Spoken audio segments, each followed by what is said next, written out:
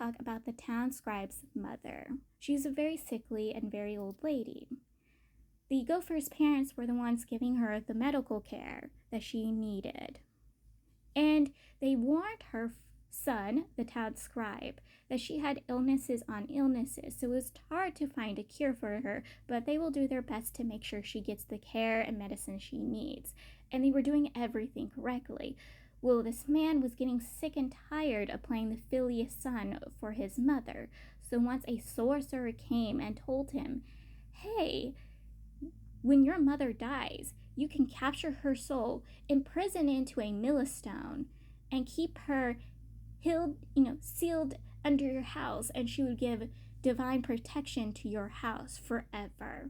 And that's exactly what he does. He switches at her medicine. She dies. He takes her soul and captures it into the millstone and buries it under the house, typically under his eldest son's little shack, because it was built kind of after the rest of the house was built. And then deciding to put the blame on the gopher's parents for malpractice. And then he burns down their home. I'm not sure if he actually burned it down or he was involved, his actions of blaming them sooner or later had somebody else burn down their home. I'm not sure which one it was, but his actions led to their deaths. Either way, he either did it on purpose or because of the actions of framing them, it led to their home being burned down. I'm not sure which one it was, but yes, he is a vile man.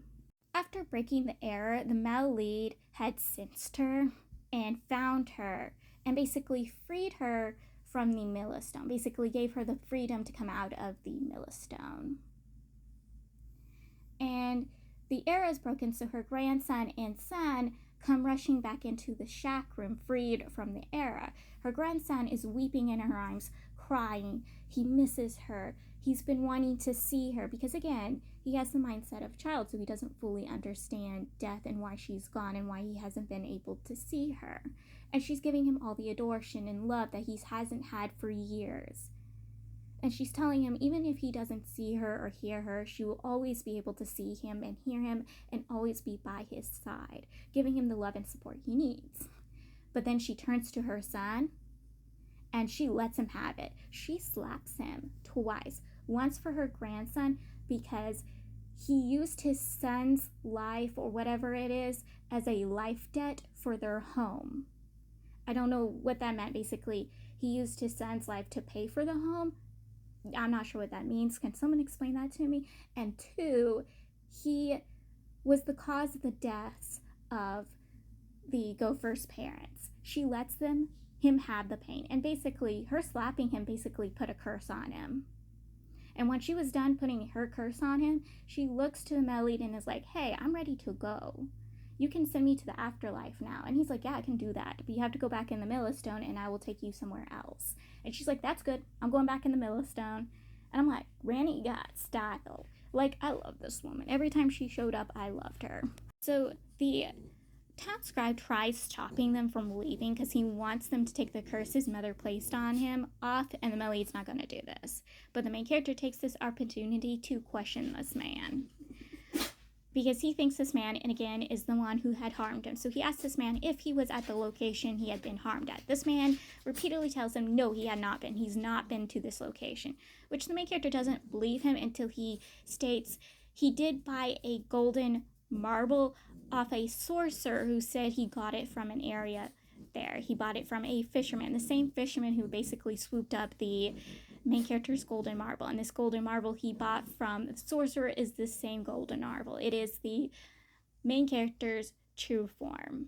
And he tells him that he used the golden marble to make the millstone, which, infuriates the main character. But once they free the town scribe's mother from the millstone, it breaks open and reveals 2 or 3 items, but we're only told what 2 of those items were, or maybe we were told what the 3rd item was, but I just can't remember what it was. But 2 of these items, one is the main character's true form, his body, the golden marble, and the second is a bell that belongs to the gopher's family. It's a medical bell. Basically, during his great-grandfather's time, traveling physicians would travel and their bell would ring to people that they were there. And he had passed it down once his family settled in a town. He would pass it down to his family members to remind them where they started. And he finds out where his parents have been. The spirits of his parents are entrapped in the spell. Sadly, unlike with the old lady, the Melly can't free them. He has to find a living relative of theirs to place blood on it to free them from their entrapment, which the gopher does have a living member. He has his sister, but she is in another location. Before his family can be free, they have to go find her. When the Melid is knocked out because of his illness, the main character goes, "Hey, we're getting out of here. Snatch me up, snatch my golden marble up and your parents' bell up and get us out of here." So the gopher does. He snatches them up and they run for it. They don't run for very long. They get maybe 2 towns away before the Melid catches them. So they're going 2 towns away, not just to get as far away from the Melid as they can, but because there's a pair of siblings.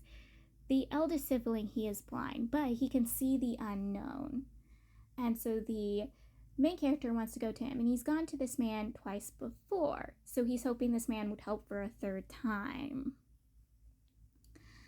And once they arrive, though, they find out that the eldest brother isn't there, and his youngest brother steals his golden marble from him because he believes the main character stole it from him. Luckily, though, the Melid showed up because, like I said, they don't get very far for very long before the Melid catches him. He snatches both of them up, just dries them up because the kid threw water on them. He snatches up the kid and he makes them all sit down while he figures what's going on. Though the brat looks like a child, he's actually a mid-teen. Because of an illness in his young age, it stunted his growth. So he looks much younger than what he actually is. And he tells them, "Hey, my brother had gone to the island next door, and he hasn't been back for a whole month. So I am worried for him. But I don't have the fees to pay anyone to take me to the island because the money is gone.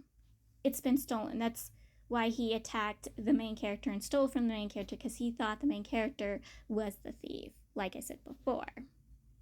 And so the Melly, the main character, and the gopher agrees to help the kid get to the island. They pay off a boatsman to hand over his boat so they can travel to the island.